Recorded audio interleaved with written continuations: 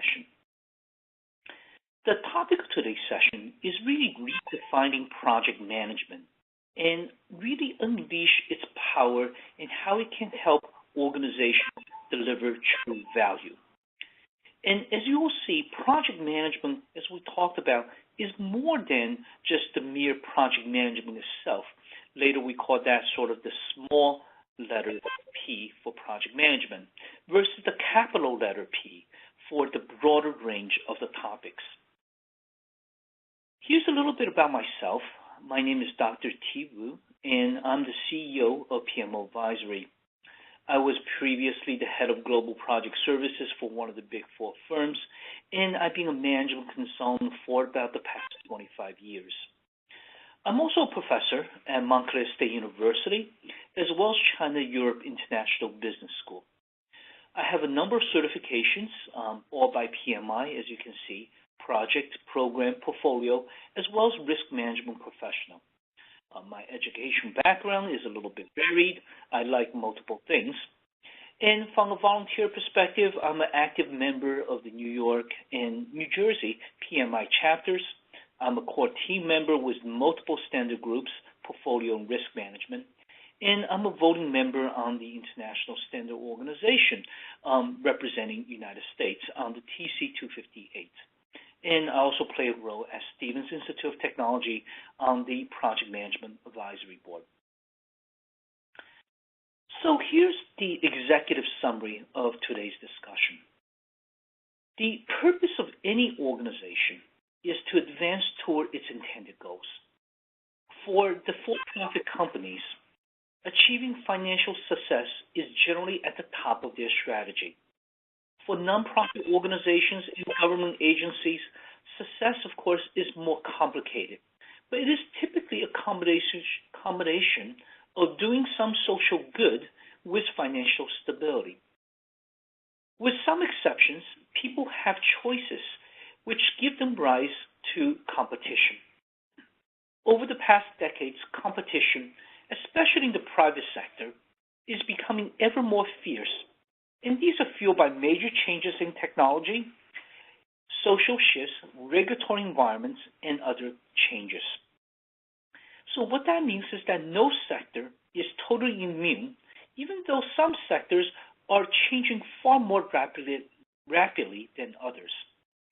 In response, project management is growing rapidly, but the failure rate is unacceptably high.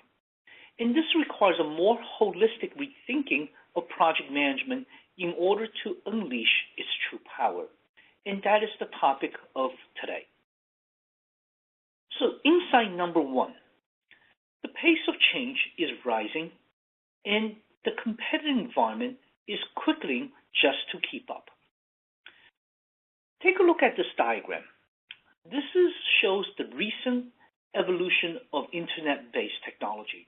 So it really shows the number of years it takes for the user to adopt a high rate in the United States.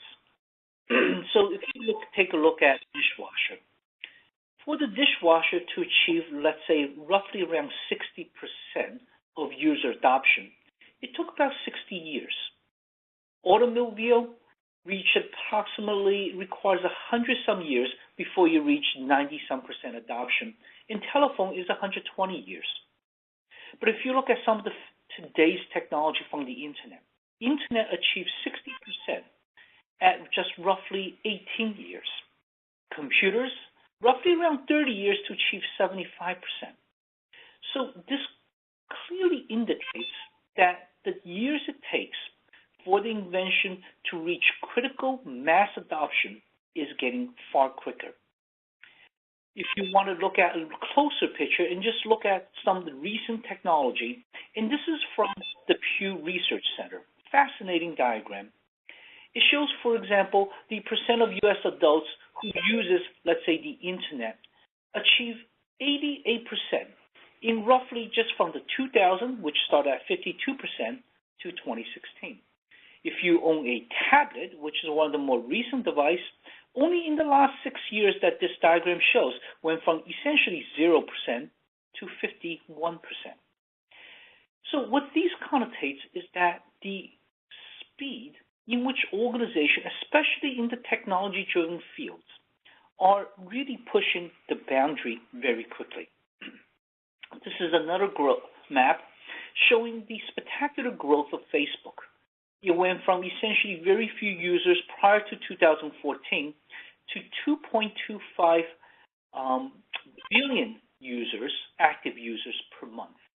And that is a spectacular growth, and no, any way you look at that. So the question that people ought to ask is, what kind of industry, what kind of companies, how fast is your company moving? Are you, for example, in an industry or working a company that's fairly calm and steady? There could be some minor changes, but very, very seldom, right? Or are you in a slow-moving industry in which changes are anticipated, but most changes before it reaches mass adoption takes about 10, 20, maybe even 30 years? Or are you in a faster changing industry? In these industries, the change probably revolutionizes itself maybe once every 10 years, but incrementally you could see definitely significant changes. Or are you in a turbulent and unpredictable industry? Or your company is facing a lot of unknowns, and these changes can be sudden. And if it's not managed poorly, then you could go to the extreme left and you could see that it could be hazardous. A tsunami may overtake the company, and a company that maybe have one day have proud market size and share suddenly fall flat. And there's a lot of companies that come to mind. For example, I'm sure for people working at Blockbuster or Kodak, right, they probably feel, at least at times, a tsunami washed over them. And that is the business change that you're seeing. So the first question that I think everybody ought to ask is, which environment are you in? How fast are the changes happening in your industry, in your company? And that will help you at least establish the mindset on how to best compete. So the conclusion from what I just described, a couple charts that you have seen, as well as the explanation of the pace of change in the environment, is that for most people, I suspect that you don't really work in a calm and steady industry in which changes are measured by decades, if not almost centuries. More likely, you are in somewhere in the faster change arena. And if you are in technology, if you're in healthcare, a lot of these are anticipating or experiencing high turbulence and high unpredictability. So that is the nature of competition. So the ability to change successfully is now becoming ever more paramount. So let's look at insight number 2. Projects today are becoming the primary vehicle for making change, and yet the project results are poor. This is a Standish Chaos Report from 2015. And Standish is a consultancy that have been tracking the state of information technology industry since about 1994. And they have a fairly comprehensive report in which they publish every year.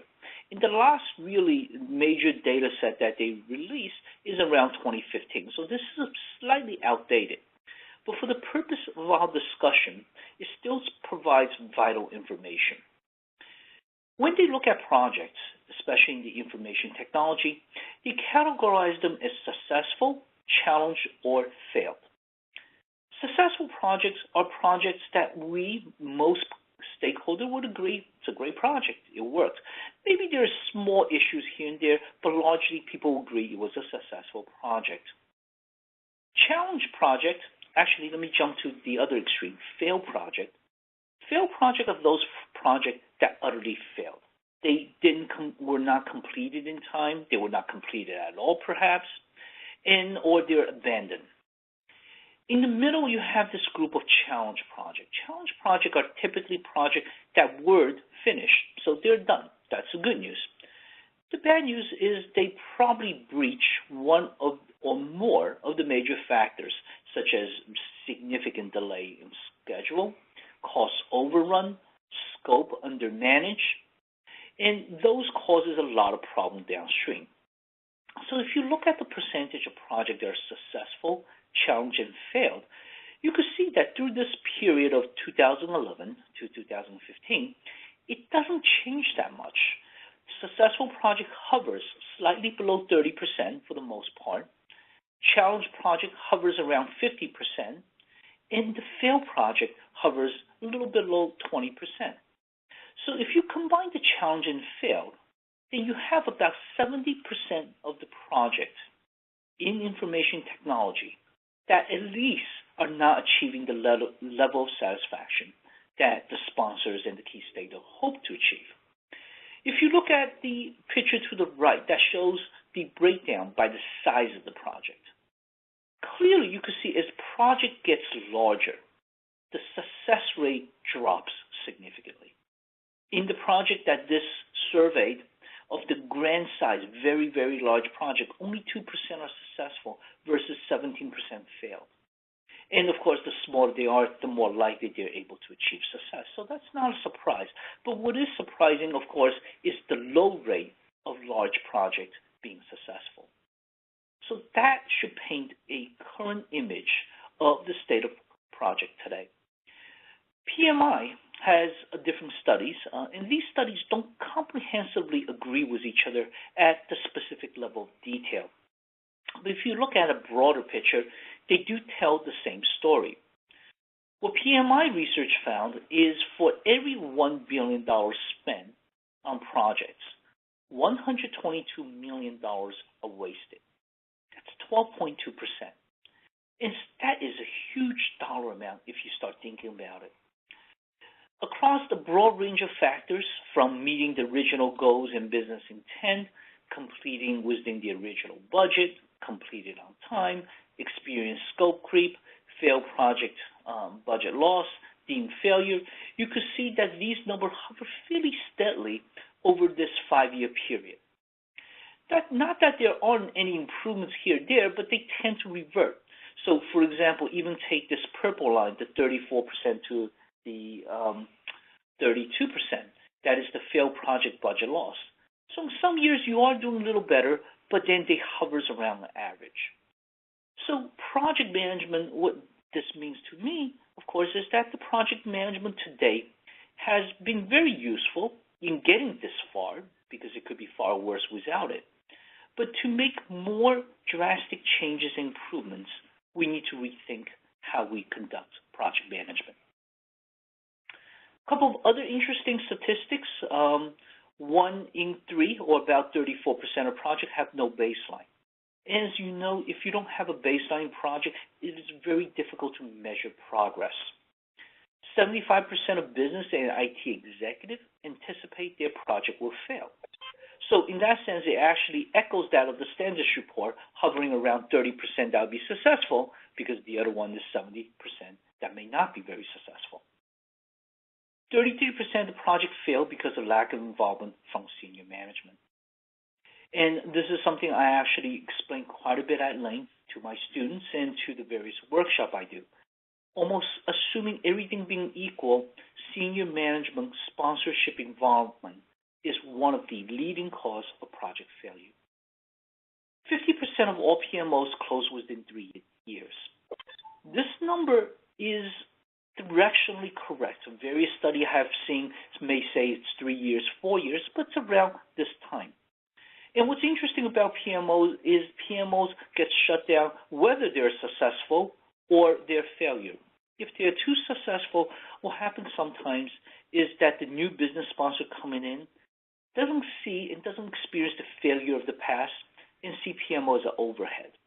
So they get killed, PMOs, unfortunately, for both directions, both being too successful and being not successful enough. So it's an irony and contradiction, but that happens in business. Barely over half of the project managers are certified. Now, we're not going to talk very much about certification, even though later we do have one slide showing the latest statistics from PMI. But clearly, 56% of the managers are certified, with the other 44% not. There's quite a bit of headroom for growth. An astonishing 97% of organizations believe project management is critical to business performance and organization success. That in business is almost as high as it gets. Other survey, by the way, shows in a survey of Global 500 executives conducted by Economist Intelligence Unit in about 2013, reversed this question and essentially asked the surveyor, which are the C-level and the senior executive, how important is business execution in your organization? Now, business execution isn't quite the same as project management, but it does roughly mean the same. Project management is one of the primary ways of executing business ideas. And in that survey answer, astonishingly, 80% of the executives believe that business execution is ranked either number one or number two as their business priority. So clearly, these numbers are, while may not be aligned at the specific level, at a broad picture level, clearly is important. And then finally, 80% of project management executives don't know how their projects align with the company's business strategy. And this poor alignment later we'll come back and talk about. But this is where when the portfolio management becomes that much more important. Okay? So conclusion number 2, statement of obvious. Today's project management is not enough. Let's look at the third insight. We need to rethink how organizations work and how to enable them for successful change. Now here we're making an equation. We're saying change is equal to transformation of the organization. And the mechanism for making that change is project management. So let's take a sort of a step back and think about what it is that we're trying to do. Organization takes on many different activities. And as a management consultant for most of my career, I like to simplify complex problems to something relatively simple. So when I start thinking about all the organizations out there, whether it is nonprofit, for-profit organization, even government agencies, I concluded that all viable companies perform 3 of these activities. Excuse me, sorry, should have shut that down. And these 3 activities are planning, operating, and changing. So the planning activities are activities that keeps the organization informed of what they want to do. You could have, let's say, a mom and pop store, which is something I use quite often in workshops as well as in my classes. You know, even a corner store selling candies, the store owner typically at the end of the day, if not at the end of the week, need to count how many candies and potato chips that they sold, so they can make the decision what to replenish. And by replenishing it, they have more to sell the following week. For a larger organization, of course, managing that supply chain value chain gets far more complicated. Plus, the company may have multiple competing directions or investment opportunities. So on the planning side, you could see quite a range of activities depending on the sophistication of your firm. The output from the planning are different ideas, whether they're concepts, whether they're strategies, whether they're budget plans, whether they're resource plans. At the end of the day, they exist in concept, either on pieces of paper or abstractly in a digital file. And unless somebody do something with that planning, it's just that, just ideas. And that can include the world's best idea for a new product. Unless the organization move it and implement it, it remains just as an idea. Operating. This is blue line. So this whole big box around operating. Operating is keeping the organization viable, keeping the organization up and running. So, for example, I used to work for Nabisco, one of my first jobs out of college. And, of course, they make cookies. Nabisco makes Chips Ahoy, Newton, Oreo, for those of you who like cookies. And as a part of my job, I was a technical writer working in the production line, helping to document and write procedure on how to better use the machines. And as an operation for Nabisco, of course, they make cookies, put the cookies and package them and send it to a distribution center, which eventually show up in the supermarket shelf. Customer buys that, and then the money flows the other way back to Nabisco to make more cookies. So operation in this case is a clear example of keeping the lights on. Every viable organization has some state of operation. A university will attract, recruit, and eventually bring in the students, take their money to some extent, giving them scholarship, but train them, and eventually give them a degree. Technology company like Hewlett-Packard Enterprise may sell a product or service to the customer, and hopefully that's one that's already fairly well defined, so the customer pays the money, they get the product services, they may have complaints, they may have issues, they may have accolades, and they'll tell HPE will improve, and that is how operations work. However, working with customers, on occasion you'll find that they may have some suggestions. Even in the world of cookie, when the years I was at Nabisco, they started redefining them as a snack company. So they're undergoing changes. As we know in technology change is quite rapid. So you can't sell the same technology products and services for many years. And this is where the world of changing come in. Now, changing is actually a pretty big deal because change itself, of course, is risky. Change is expensive. Change can require a lot of organization resources, and change requires a multidisciplinary approach. In the traditional world of project management, project defined as a one-time temporary endeavor undertaken to produce some results. You get the idea, somehow magically the idea is vetted, you have a business case, you have funding, and you go ahead and do that. But that view is greatly simplified. Today, most organizations have many ideas, many opportunities for investment, and many projects to consider. So how do they choose project A and B and not C and D? So this gets into this well-known area called change. And here you can see project management, and I purposely put that in capital letter to represent all the areas in which the project management can be involved in: portfolio, program, project, PMO, organization change, and other multidisciplinary processes. So rethinking project management is really enlarging this umbrella of project management to include some of the other aspects, collectively redefining and bringing more value. So let's look at redefining project management. The project management is a primary vehicle for making change happen. Organizations do have other vehicles. For example, even in operation, even if there are no new product, there's still some incremental change, but that change is slow. Here, I'd like to make a distinction between project management in small letters, small p, versus project management in large P. Traditionally, when a lot of, especially entry-level people thinking about project management, the focus is on the small p. And the small p is important. It talks about how do the project really work, how to do the project right, what are the right processes, tools, and techniques. And it's clearly very useful because otherwise I think our success rate will be even lower. But again, we have been in this stagnant situation. So redefining the focus of project management also should include the question, why are we doing this project? What these projects really contribute, how are they aligned?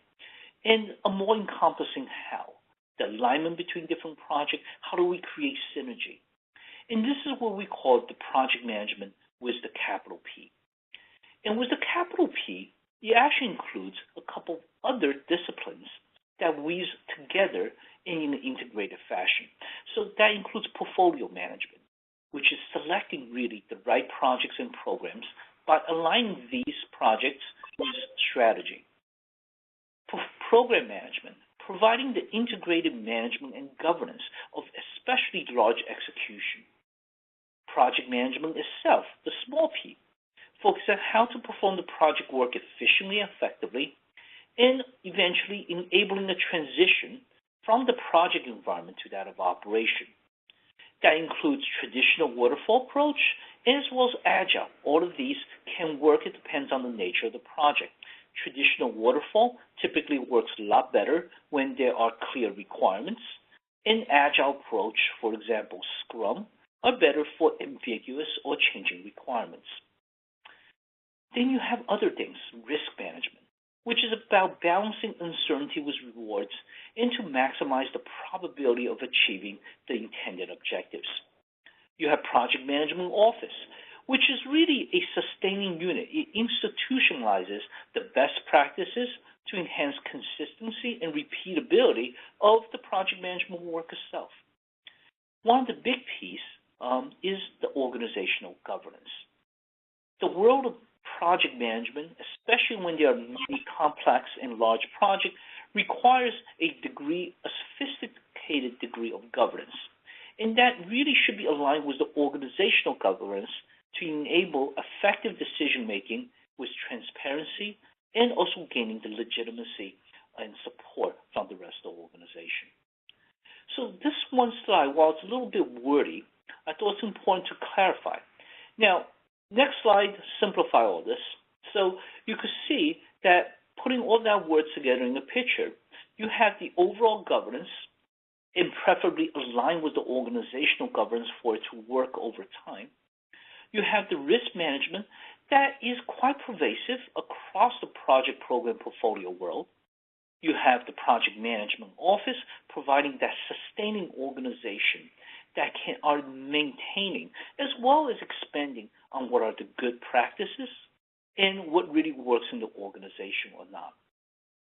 You have project program portfolio management, and here I listed from the Project Management Institute various documents. So PMBOK, Project Management Body of Knowledge, some of you are quite familiar with that, has 10 knowledge areas, 5 process group, 49 processes.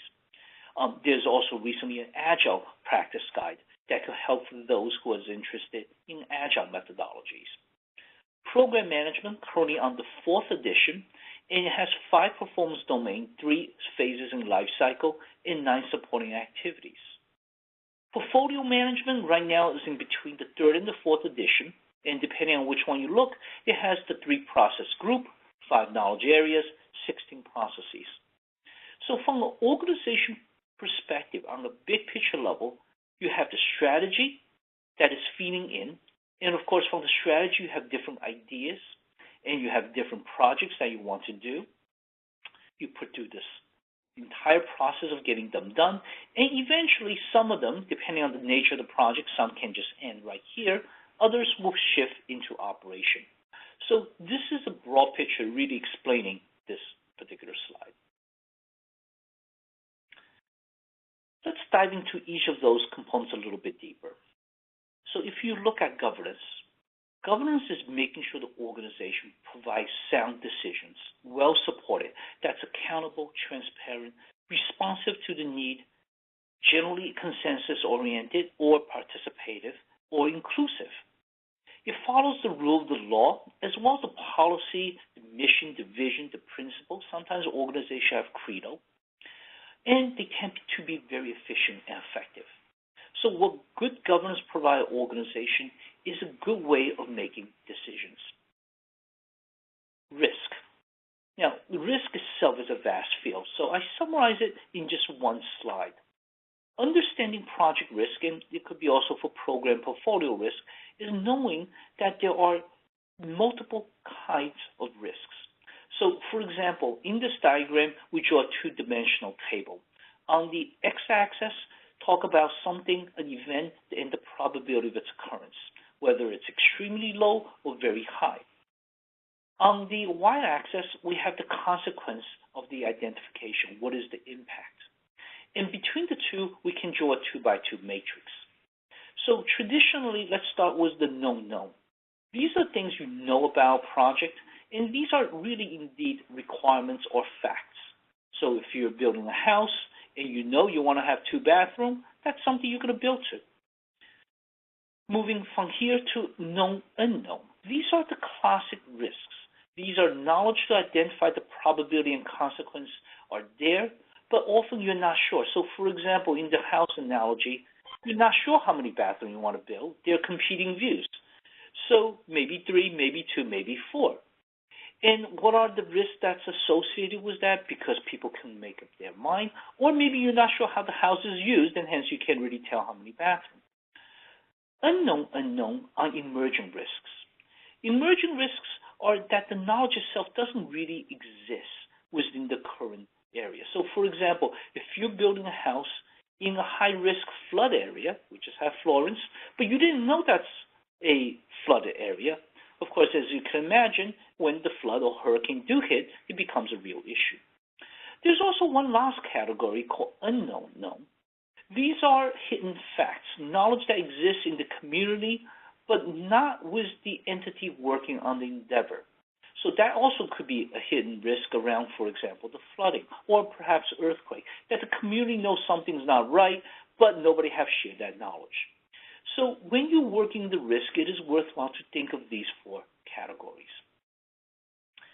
Next, look at the project program portfolio. Now, I suspect many of you have a fairly good understanding of the project.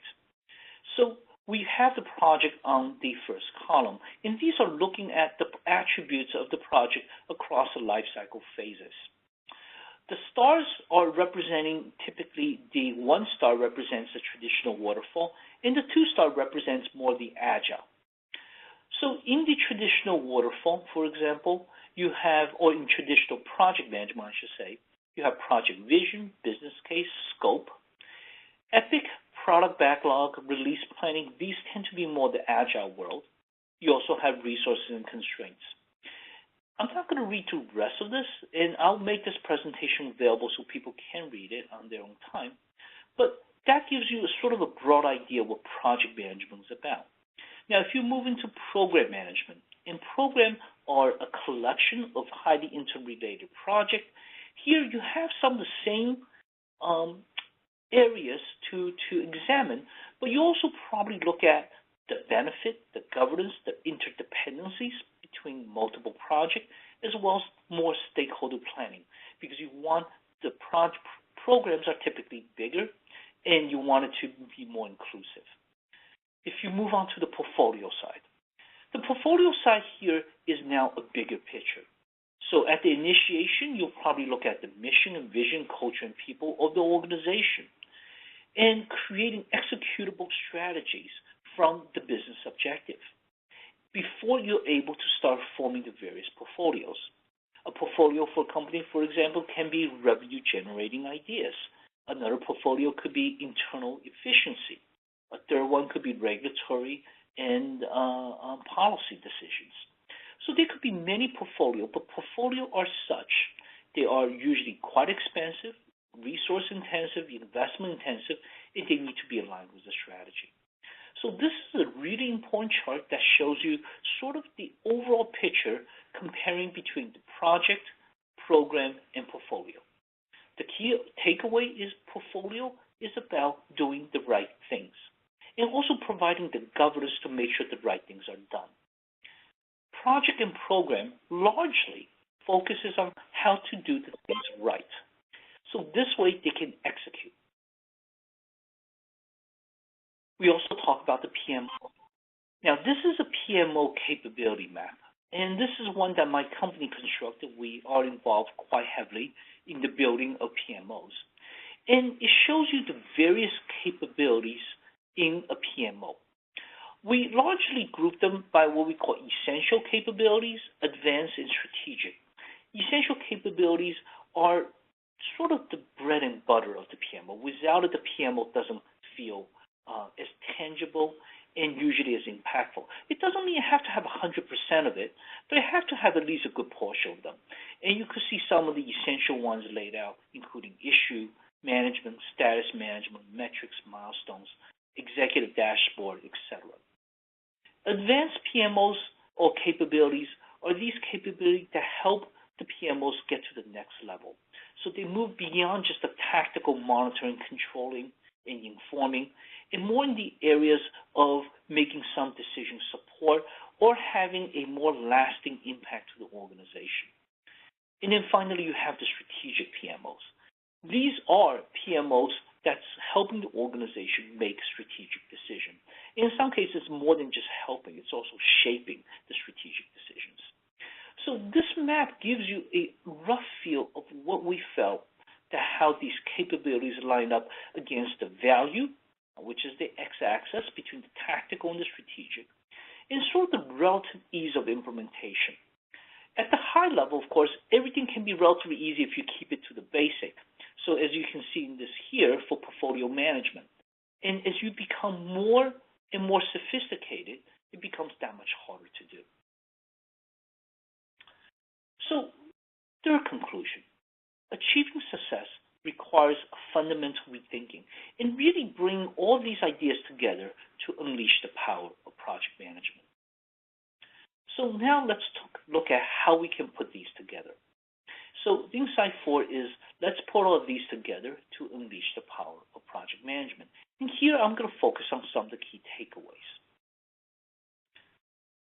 One important takeaway is that the project management, the world of project management, is a combination of doing the right things, which is really in the world of portfolio management, and doing them the right way, program and project management. There are many complementary processes and capabilities. PMO, risk management, governance are just some, and there could be others. For example, organization change management. If your organization, if your company is making some transformational changes, the ability to make sure that you're able to help the people, handhold them through the change, provide them with a sense of direction and motivating them, for example, can be hugely important. But at a personal level, it's also important to develop skills in leadership, problem solving, and the ability to tackle complex projects. And there could be others, but here we put emphasis on those three. So let's look at a little bit. First, let's start with the PMI certification. And this is the only slide really on the PMI world. PMI currently has 8 certifications. That includes the Project Management Professional, which is, of course, I think most of you know, is the most popular of the project management certification. And the number, of course, clearly shows that. It has about 876,000 active practitioners. And this keyword here is active. So PMI doesn't really track the number of people, or I shouldn't say track, they may very well track it. They don't report the total number of people ever being PMP, but they do report on the number of active certification holders. And in the case of PMP, it is about 876,000. And clearly you can see it's a lot more than the rest of the number combined by a multiple. Following this idea, the portfolio management is one of the newest. It started in 2013, and currently there are 576. Program management, I think, started around 2007, give or take, and there are 2,462. Risk management have a little less than 5,000. Schedule, less than 2,000. PBA, which is probably one of the newest, I think around the same time of portfolio management, there are a little bit less than 3,000 people certified. CAPM, and for many of my students, in which I teach in university, I mentioned, CAPM is the only certification they really qualify without that project leadership experience. And that's true for people in the workforce. If you want a PMP, for example, you have to demonstrate that you have led and managed projects. If you haven't, but you have been a team member, or in this case with CAPM, all you have to have is enough education unit, you then qualify for the exam. And there are about roughly 36,000 people. And then PMI ACP, which is the Agile Certified Practitioner. This is the fastest growing certification in the PMI world, right now about 22,700 people. So this gives you an overall map.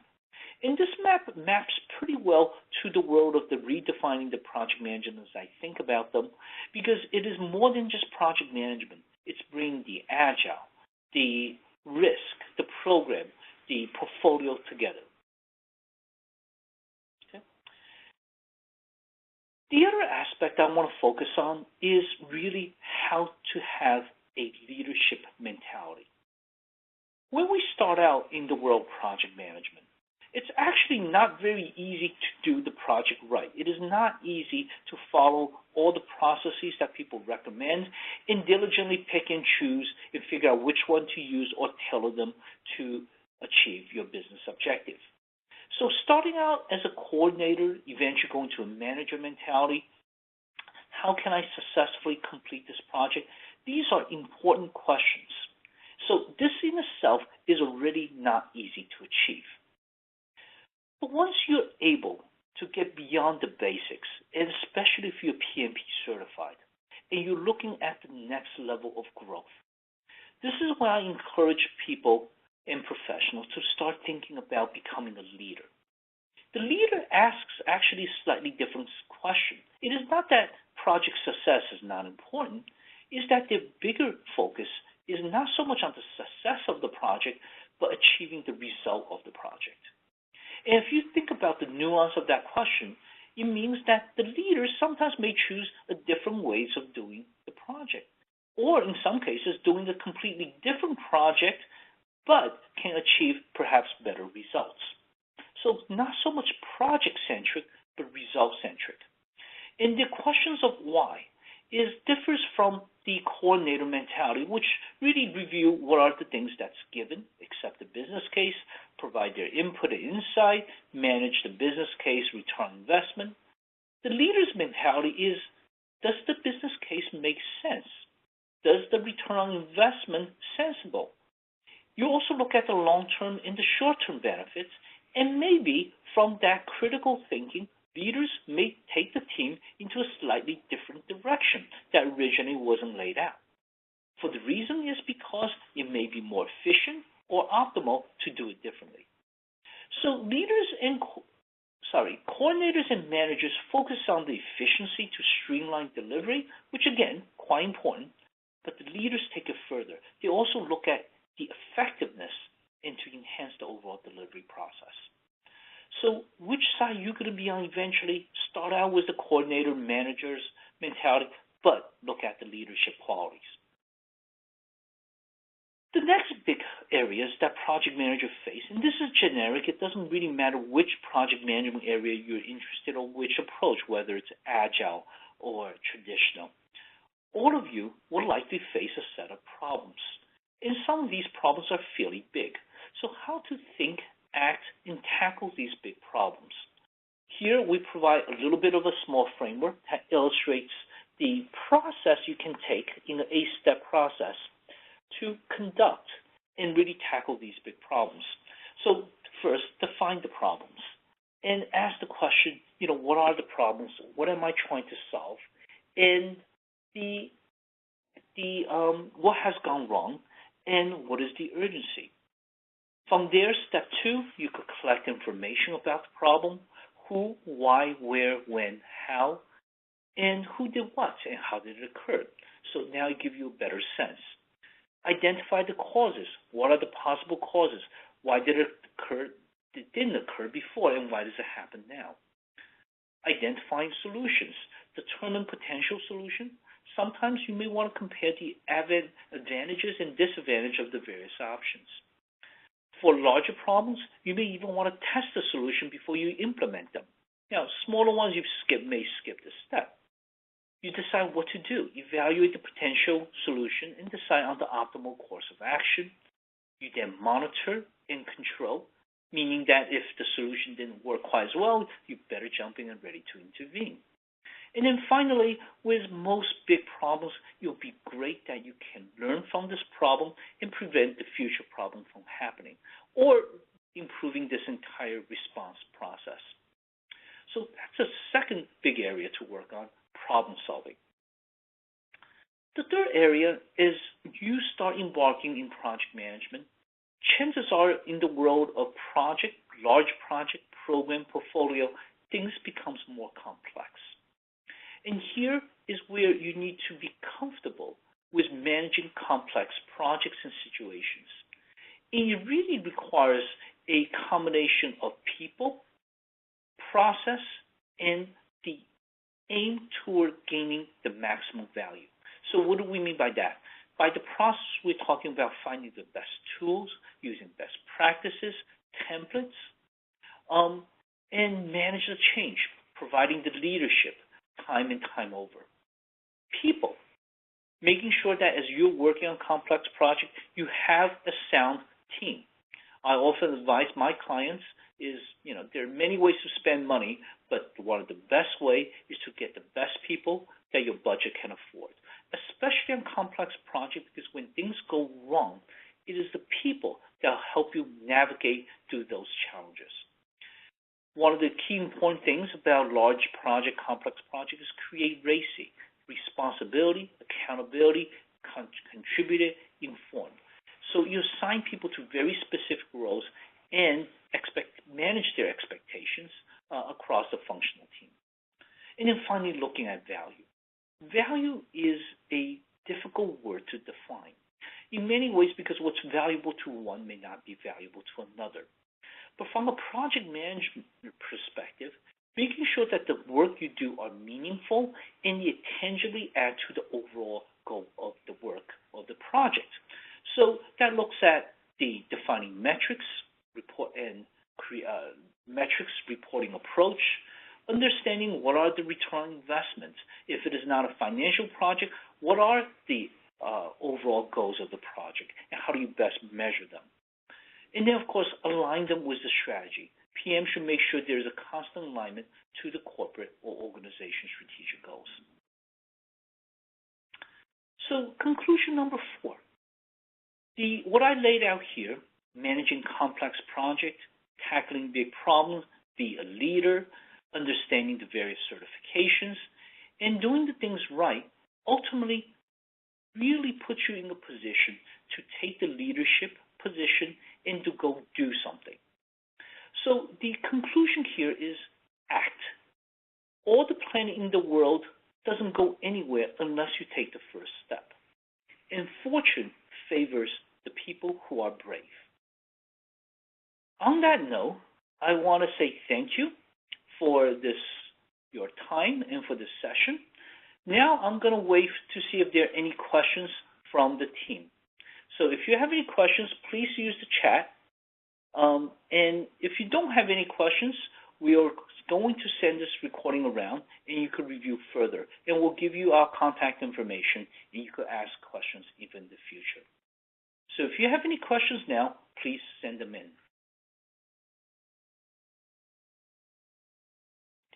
As you think about the questions, let me share with you how to claim the PDU. Now, for those who are PMI certified, PMP, PGMP, PFMP, etc., this webinar earns 1 strategic PDU, which, as you know, can be quite valuable. So the way to claim it is go to this link over here and log in. There is a box right on the front and center that's talk about PDU claim code, and you can put in this code to claim the PDUs. There is a question that just came in. The number you provided for the various certifications, are they worldwide? And the answer is yes.